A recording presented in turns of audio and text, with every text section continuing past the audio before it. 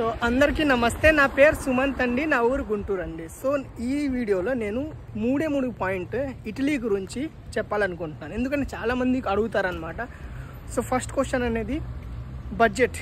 So ఇటలీలో చదవాలనుకుంటే budget పరంగా Italy best country కాదా వేరే కంట్రీస్తో పోల్చుకుంటే, ఫస్ట్ క్వశ్చన్. సెకండ్ అనేది కంట్రీ వైజ్గా. సో మన ప్రపంచంలో చాలా కంట్రీస్ ఉన్నాయి, చాలామంది చాలా కంట్రీస్కి వెళ్తూ ఉంటారు అనమాట అబ్రాడ్ స్టడీస్కి. సో దాంట్లో ఇటలీ బెస్ట్ కంట్రీయే కాదా. థర్డ్ క్వశ్చన్ అనేది జాబ్ ఆపర్చునిటీస్. సో వేరే కంట్రీస్తో పోల్చుకుంటే ఇటలీలో చదువు అయిన తర్వాత జాబ్ ఆపర్చునిటీ ఎలా ఉంటుంది. సో ఈ వీడియోలో 3 క్వశ్చన్స్ చాలామంది అడుగుతారు.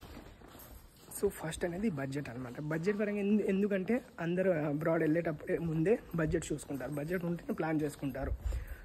సో ఇటలీ ఆ పరంగా బెస్ట్.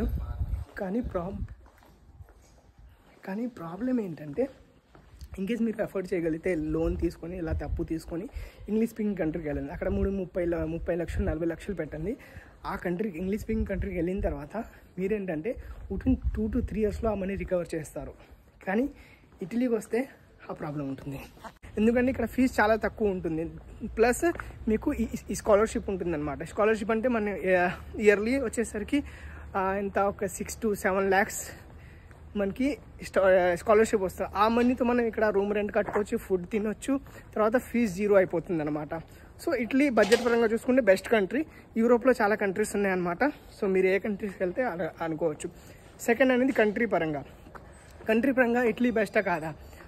సో నిజం చెప్పాలంటే కంట్రీ పరంగా ఇటలీ నాట్ బెస్ట్, ఎందుకంటే ఇంకా మీకు చాలా కంట్రీస్ ఉంటాయి అన్నమాట. సో నా సజెషన్ ఏంటంటే, ఇన్కేస్ మీరు ఎఫోర్డ్ చేయగలిగితే ఇంగ్లీష్ స్పీకింగ్ కంట్రీకి వెళ్ళండి, ఎందుకంటే అక్కడ లాంగ్వేజ్ ప్రాబ్లం ఉండదు. సో నిజంగా చెప్పి ఇంగ్లీష్ బెస్ట్ కాదు, కానీ మీకు అయినా ఫారెన్ వెళ్ళాలనుకుంటే వేరే ఆప్షన్స్ లేదనుకోండి, అప్పుడు ఇటలీ బెస్ట్ అవుతుంది అనమాట. ఇన్కేస్ మీరు ట్రై చేయాలనుకుంటే ఇటలీని లాస్ట్ ప్రిఫరెన్స్ ఇవ్వండి.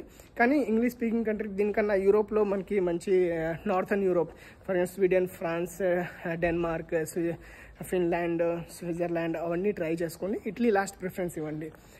ఫోర్త్ ఆప్షన్ అనేది జాబ్. చాలా చాలా ఇంపార్టెంట్ మనకి. సో జాబ్ పరంగా చూసుకుంటే, ఎందుకంటే అందరు టార్గెట్ అదే, స్టడీ అయిన తర్వాత జాబ్ ఆపర్చునిటీస్ ఎలా ఉన్నాయి, సెటిల్మెంట్ ఎలా ఉన్నాయి సో నేను క్లియర్ మాటలో చెప్తాను.